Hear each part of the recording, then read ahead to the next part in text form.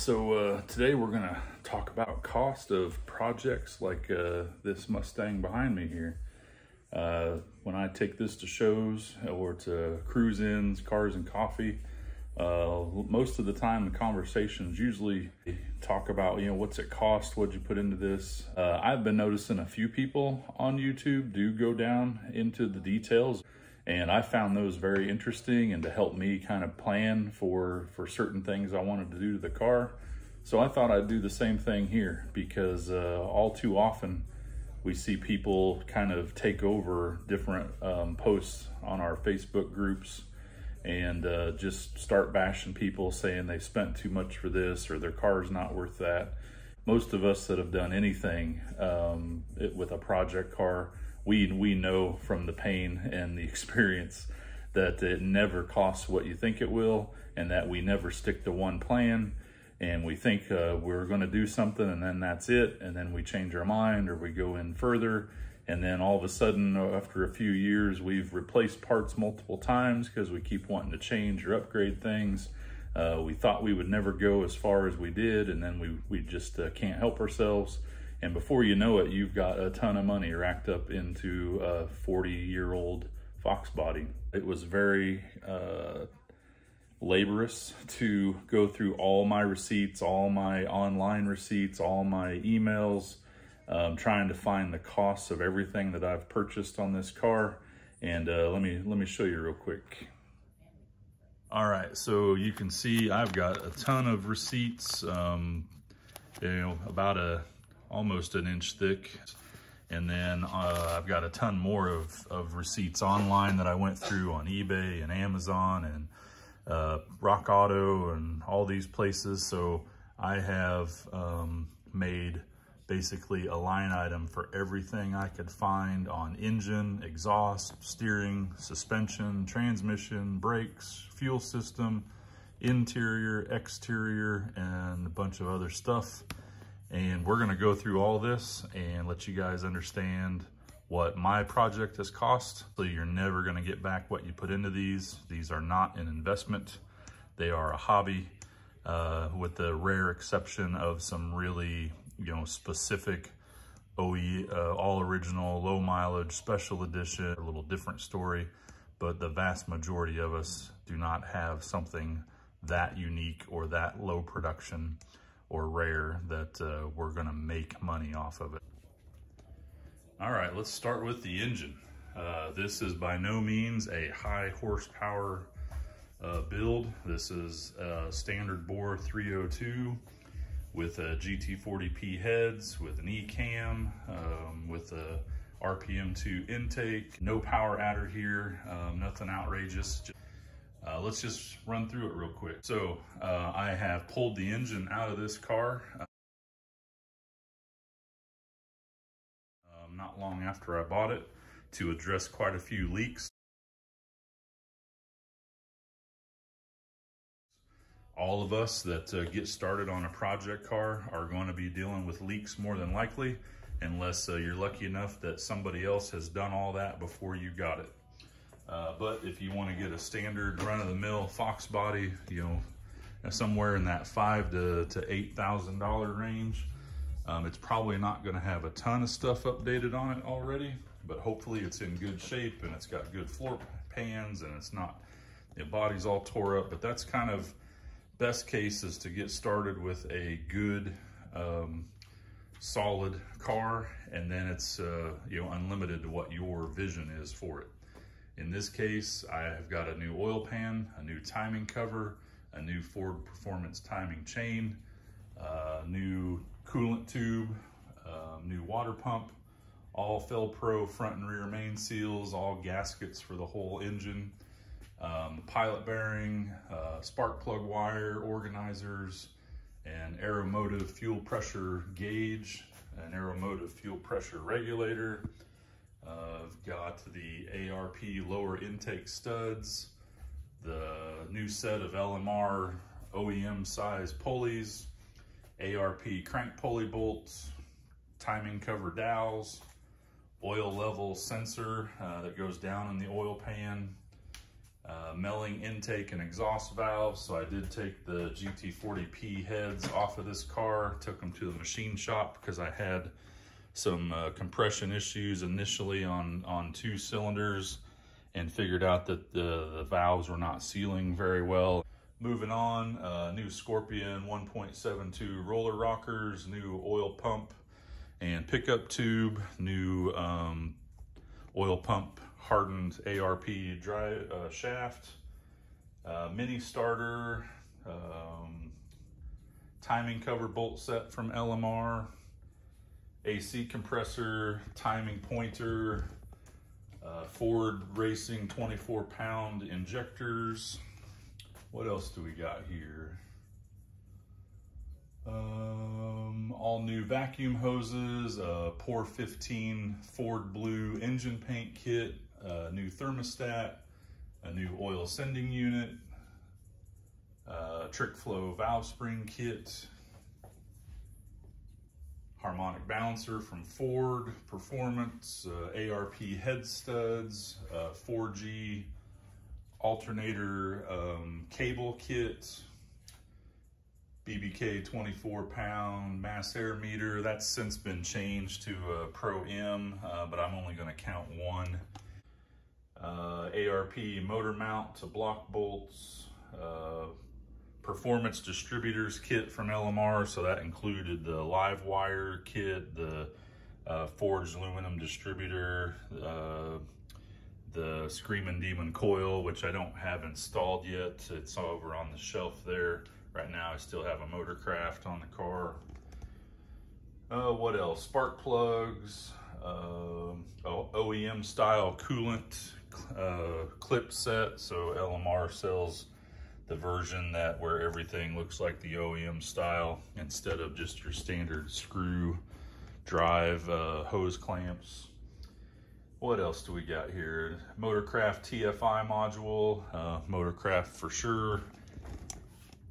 Again, I've not put the one on that came with the distributor kit, but I plan to. We'll give it a shot along with the coil.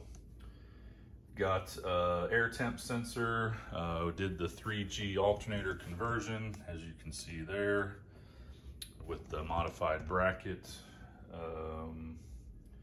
ERG delete plug, trick flow hardened push rods, and the LMR polished valve covers for the clearance on the roller rockers that I put in there. It's gonna add up real quick, and the grand total for the engine itself that I have put into this is $6,136.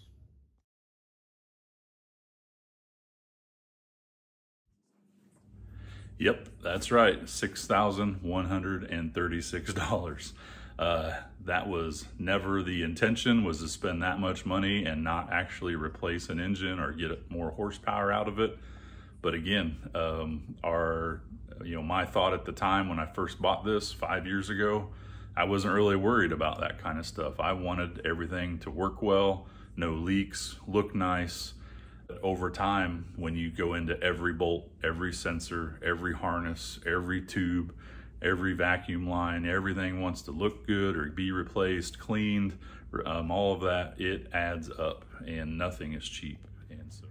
And if we look under the skirt here real quick, I've got the Flowmaster American Thunder stainless steel axle back exhaust.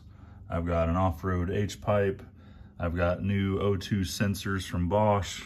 I've got new O2 sensor harness. I've got Max ceramic coated shorty headers that are the ones to mate up to the GT40P heads. I'll show you those here in a second. Yeah, there's the Max shorty headers so that you don't have any spark plug wire issues on the P heads, and they are ceramic coated. So all said and done on the exhaust system itself, that is $1,459. And if we talk about steering and suspension, on the front here, I've got 95 front spindles. I've got a sport quick ratio steering rack from National Parts Depot. I got a new power steering pump, new power steering lines, new power steering fluid cooler tube that goes up by the radiator. I've got UPR upper control arms in the back. I've got Maximum Motorsports lower control arms with the adjustable perches for the springs in the back.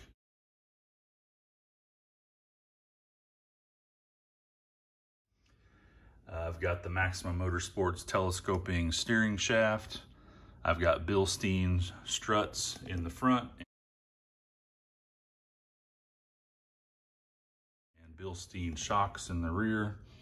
I've got wheel alignment, of course, Prothane sway bar end links, Prothane steering rack bushings, sway bar brackets from LMR with Prothane bushings, Maximum Motorsports bump steer kit for the front, and Eibach Pro lowering springs.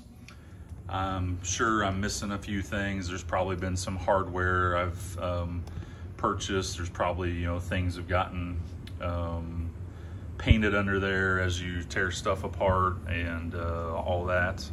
And within the steering and suspension, that is $2,693. So moving back up by the engine, I separated the engine bay from the engine itself because of how big the list was on just the engine. So I've broken that up a little bit. But as we talk through the engine bay, as you've probably noticed, it's not painted white.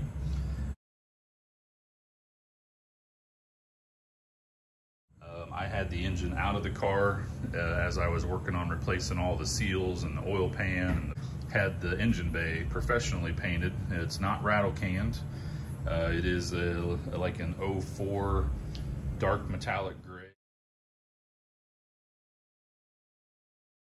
My thought someday was I may paint the whole car that color and do some type of stripes, or more than likely, if I ever repainted it, my thought was to do a two-tone, and that would be the color on the bottom. That's why I painted it, and then if I don't do anything, I don't think it looks that bad by being painted a different color than the rest of the car, but everybody has their opinions on that. All right, I'm gonna sit down real quick and go through this list on the engine bay itself. So I had it repainted. I had the Maker's Garage caster camber plates, scuff plates, the Maximum Motorsports caster camber plates themselves, a new AC evaporator, a new AC lines, new AC condenser, a new speedometer cable, the R34 AC retrofit connections, new battery cables everywhere, new coolant overflow tank, new battery tray, heat sleeves for the speedometer cable and the clutch cable since they get so close to the headers, hood and hatch rubber bumpers, Motorcraft battery with quick disconnect, AC service AC service ports that go on the compressor, the starter solenoid, the hood hinge rubber cups that go in the firewall behind where the hinges mount to keep everything sealed up. Got those. Got the red line hood struts, the Motorcraft map sensor, radiator hold down bracket, the radiator air deflectors, and the AC compressor harness. So let's take a look at that stuff real quick.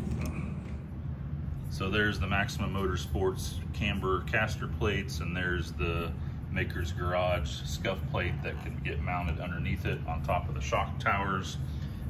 Looks like I don't even remember if I called out the cold air intake. I think I did.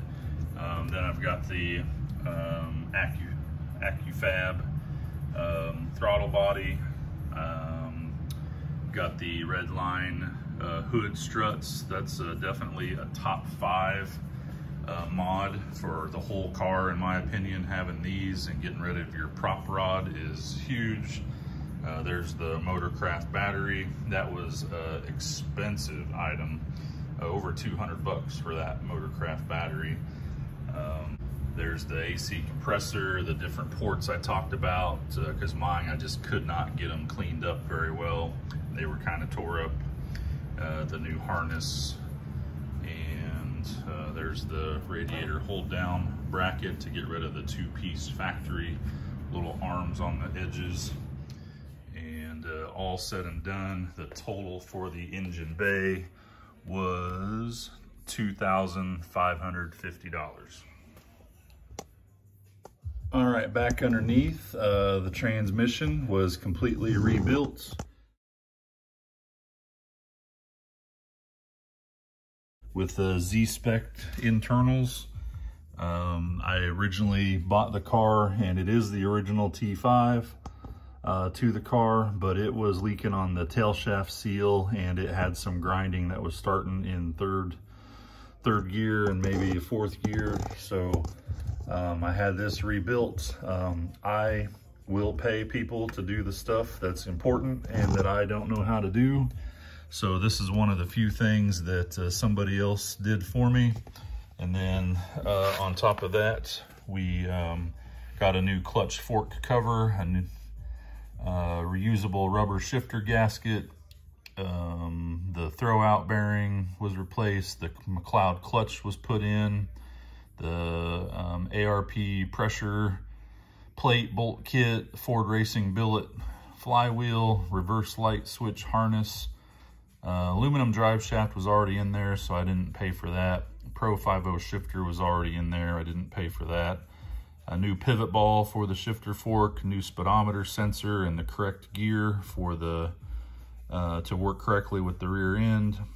Transmission cross member mounts, polyurethane mount kit, and the Royal Purple Synchro Max for a grand total of $2,239 on the rebuilt T5. All right, let's talk about brakes. So as you can see, I've got the Brembo 4-piston calipers. I've got different rotors. I've done the 5-lug swap. So I've got the 94 GT master cylinder. I've got the Maximum Motorsports brake lines conversion kit for that, for the Foxbody. I've got the front hub dust caps that are lower profile to work correctly with the wheels. I've got front rotors, new ball joints for a 95 that will fit with the spindles.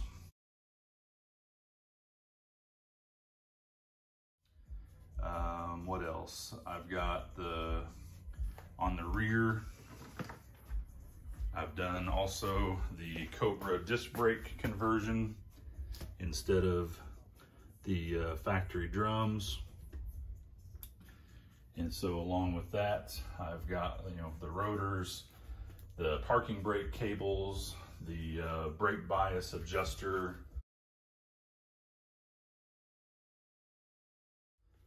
the ceramic pads for the front and rear. I've got the Foxbody brakes version of the adapter plate for the rear calipers, so the Cobra stuff will fit correctly. I've got the S&S engineering kit that makes those Cadillac CTS Brembo line up to the 95 and 94 spindles. I've got different all brake lines in the rear, the hard lines and the soft lines in the back for the rear end. And I've got stainless steel brake lines in the front for the Brembos, and then the Brembos themselves. So within the brake system, I've got a total of $1,646. All right, and on the fuel system here, I have replaced the fuel tank, the fuel pump, the fuel level sender, the fuel door gaskets up on where the filler neck is, the door to body gaskets.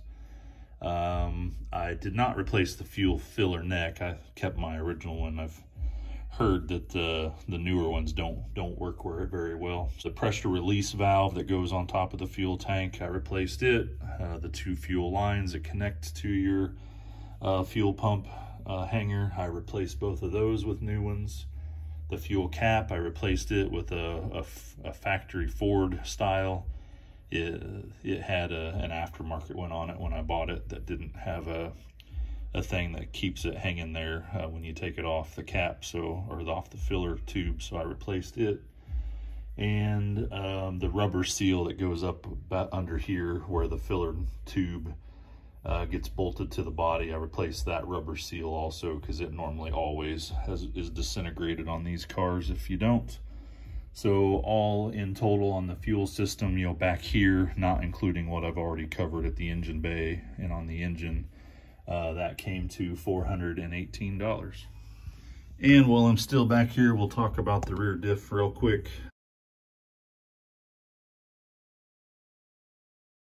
I have had it completely rebuilt. It was leaking at the seal where the drive shaft connects to it when I bought the car. My goal, like I've said, is to have no leaks anywhere. It also had a pretty good hum to it and was annoying at driving it. Found out that it had Richmond 373 gears in it, and I did not like how they sounded in the car and how it ran. I wasn't sure if they might have been damaged or how they'd been used or abused. So I did replace all of that.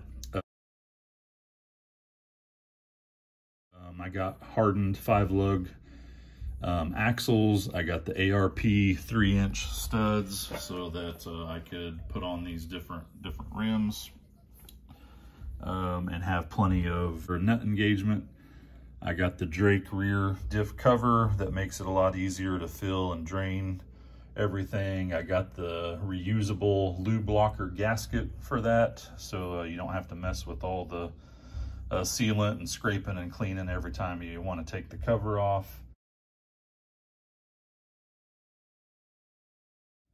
I got the Ford Racing 373 gears, the Maximum Motorsports 1/2-inch wheel spacers to get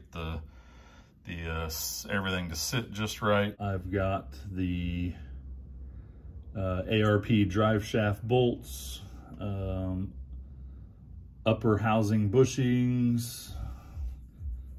The bushings you have to press in and out on that connect to your lower control arms. I replaced those. Those original ones were completely shot. And I got the Yukon DuraGrip differential, the Yukon Master Rebuild kit with axle bearings, seals, and then the labor to have the rear end rebuilt.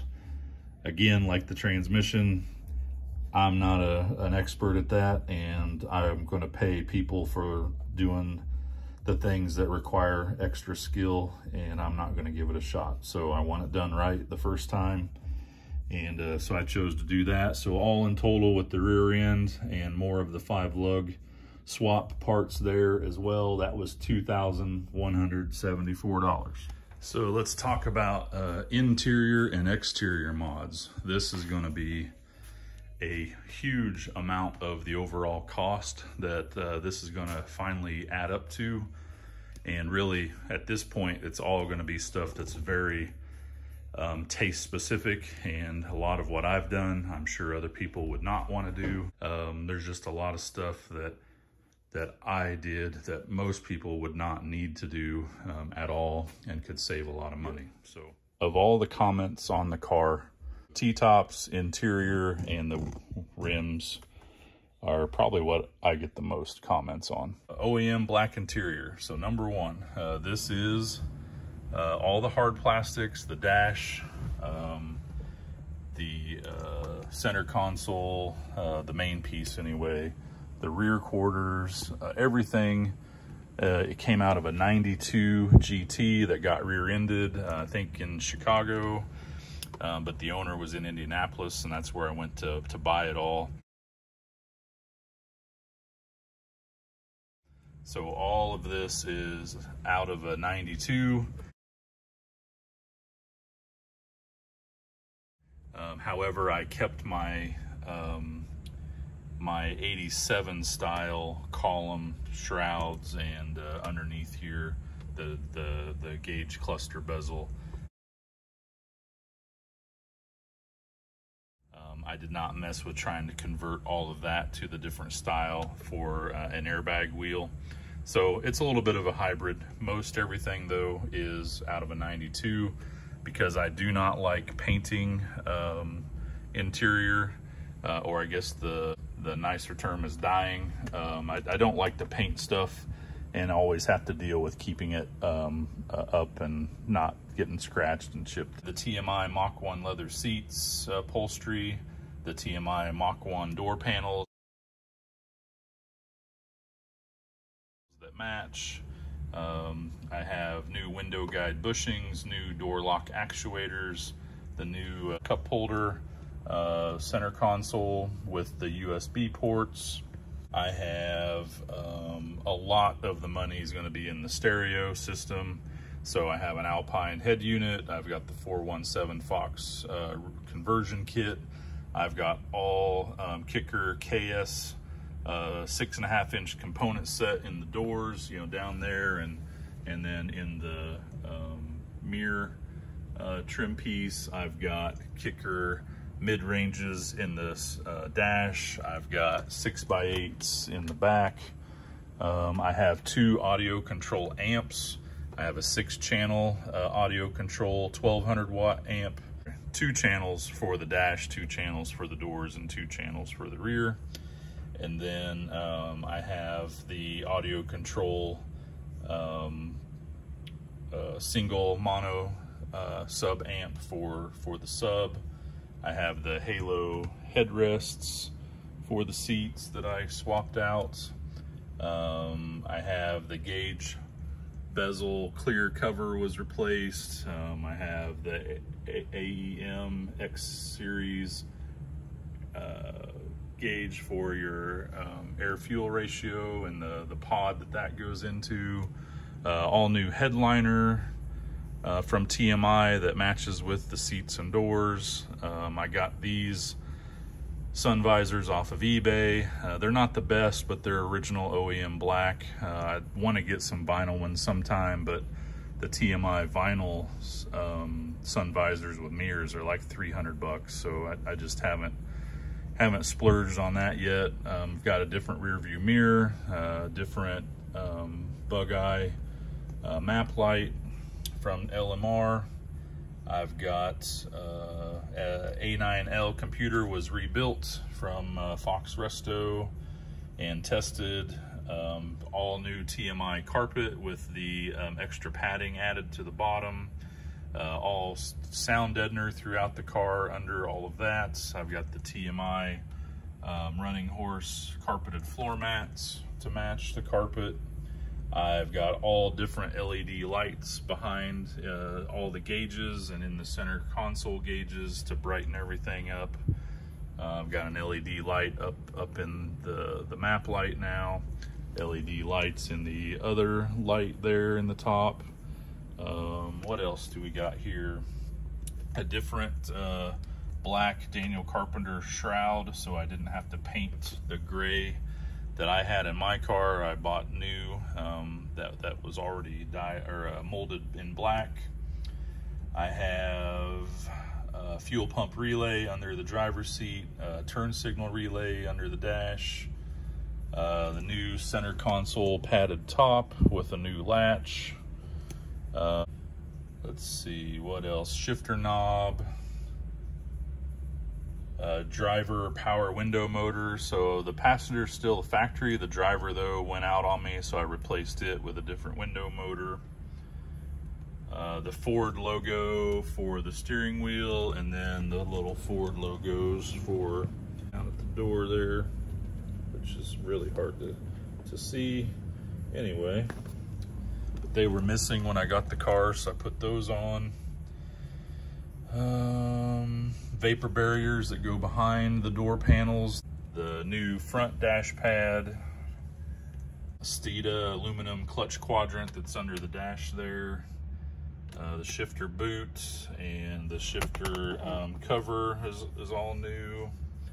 The armrest pads with my interior ambient lighting that I've done. So under here, this turns on at night with a switch, and then in the footwells, I've got red LEDs that will turn on with it through the switch right here. And then the normal map lights still work independently from the red lights I have under there. The T-top bags, they're in the back hatch. I'll go there in a second.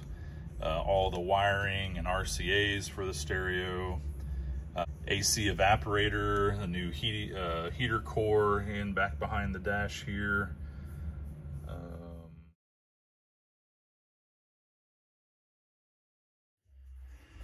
And finally, you know, it's got the black rear hatch cover. It's got this magnetic MDF panel that I made to cover up the amplifiers. It's got the new LMR wall art that they sell now that I painted up to kind of match like my car.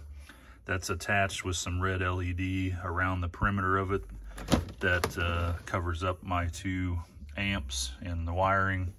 And again, it's magnetic and stays right there. There's my T-top bags, and seals are all replaced around the doors and the hatch as well.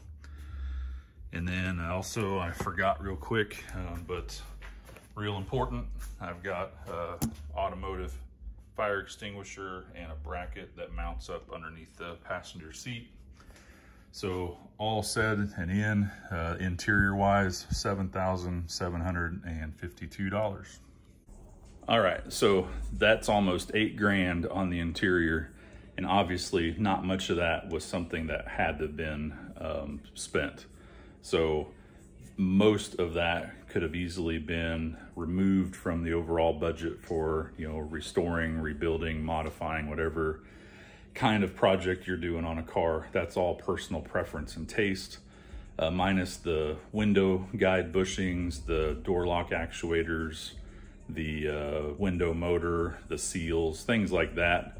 Most everybody's going to have to deal with, but those are pretty low dollar items. So instead of almost $8,000, you could have probably got by under 1,000 easy, maybe under 500, depending on what kind of things you might have going on with turn signals, steering wheel, harness in the dash, heater core, stuff like that. So I completely understand that that part of this budget was not needed, but it's what I wanted. So let's talk about exterior. That's going to be a very similar conversation. Most everything exterior wise is going to be personal preference, and barring a few things, not most of it is going to be mandatory or something that you have to do. And I completely understand that, but that is where we all try to make this our own, and where our vision and our taste comes into play. We're all going to want to eventually spend money in that space. It's just a matter of how much, when, and what it is that will vary from person to person. All right, so let's run through the exterior mods. I've got the tinted 3-piece headlights, got the tinted fog lights, the Maker's Garage front ABS splitter. I put the red pinstripes on the corners just to make it my own and be a little different. I'm sure a lot of people won't like that, but I do, so I did it. I've got the black chrome Ford license pony for the Cobra insert. I've had the front bumper repainted. The front fenders have been repainted. I bought the Mach 1 style hood and had it repainted, which included sanding down all of the raw fiberglass on the inside. Normally that's very rough, and you see all the strands. That was sanded, filled, sanded, etc., and painted.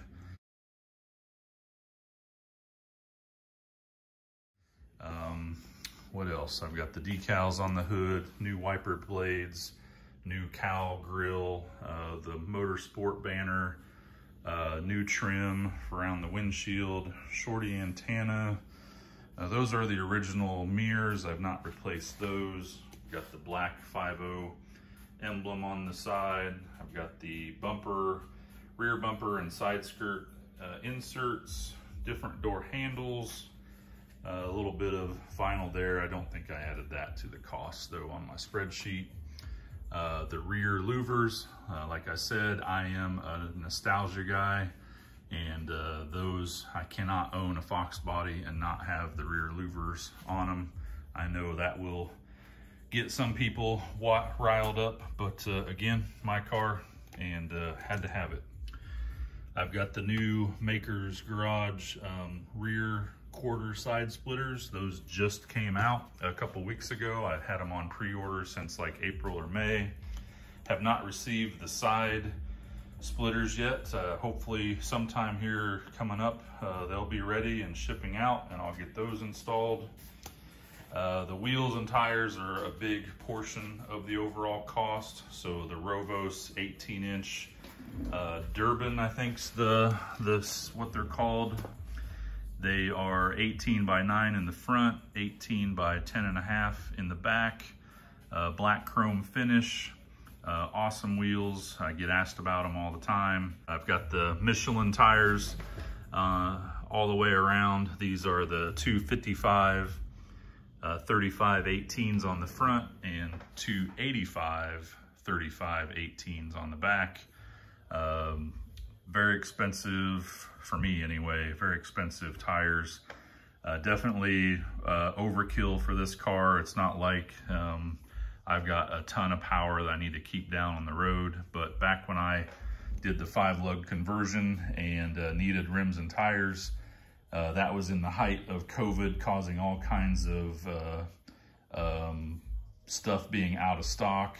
You know, the prices have significantly gone up probably since I bought most of this stuff on the car. I was fortunate enough to buy a lot of this before the craziness we've had in the last year or so. But back in COVID times when I was doing all this work, a lot of stuff was just not in stock, not available. So these Michelin Pilot Sport S4s, I think is what they're called.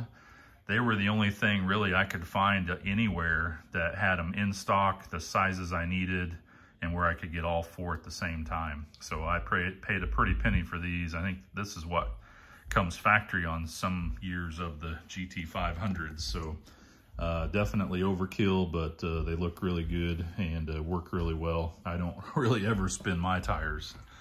Let me see, what else am I forgetting on the exterior? I've covered, I think, just, all the T-top seals. So a huge amount of money and time in all the T-top seals. So not just what goes around the T-tops, but what goes in the front of the doors, what goes in the back of the door, all of the molding and trim on the outside, all around the doors, all of that has been replaced. I think that about covers everything. There's a few little odds and ends here, but I need to pick up the pace. This video is getting way too long. Grand total on exterior, $6,409.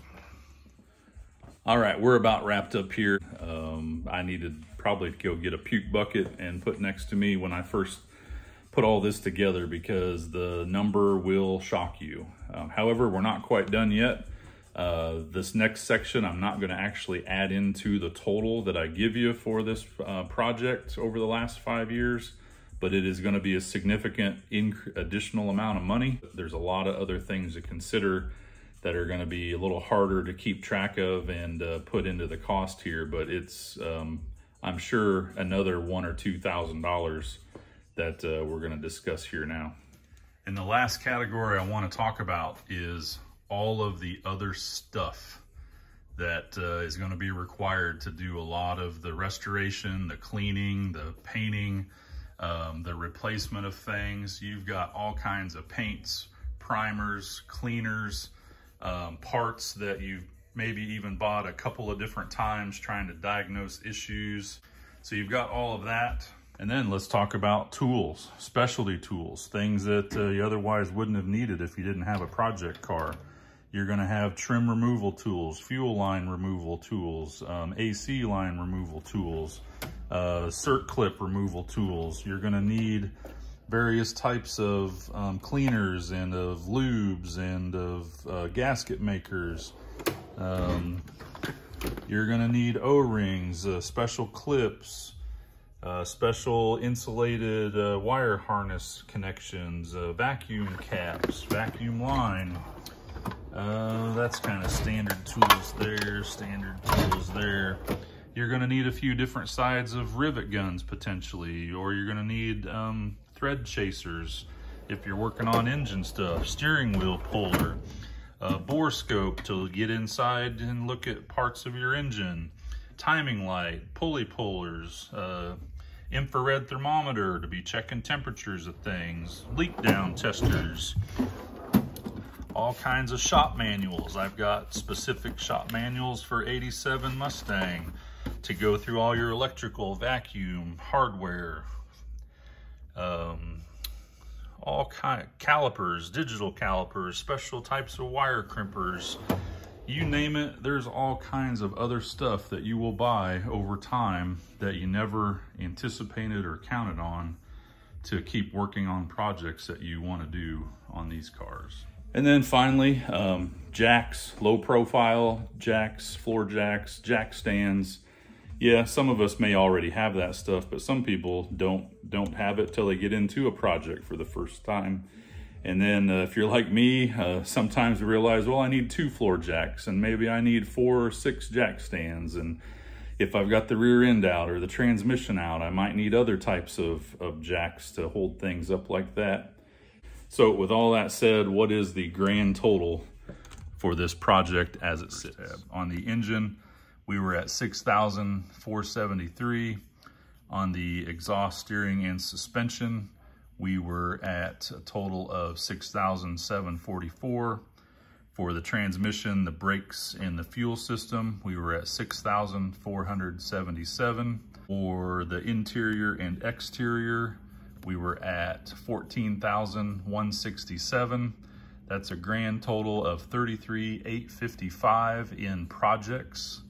The car itself, 5 years ago, for an 87 T-top 5.0 5-speed with no rust, cost me $6,700. And so the grand total all in on this car, $40,555. See, I couldn't even hardly say it. I started stuttering. And it does not include any power adders. That is not supercharged. It's not a Coyote swap. It doesn't have a show quality complete paint job. And so there's plenty of more money that I would like to put into it. You know, the paint job would be 10 to 12,000 probably. You could easily be to 50,000 pretty fast on this car or other cars like it. Okay, when I start doing this project, something's gonna be found wrong that I didn't anticipate, or something's gonna break, or something else on top of it. It just keeps snowballing because of how old these cars are. You know, there's still always gonna be something else we think we need to do or that we wanna do. And if you've stuck with me this long, I appreciate it. I hope this helps those of you that are thinking about getting into a project, maybe just a couple of the projects I've covered. But you know, send me a comment, let me know what you think. If you have any questions on, you know, do I still like everything I've done? Would I have done something different on some of these projects? Have a great rest of your day, and thanks for watching.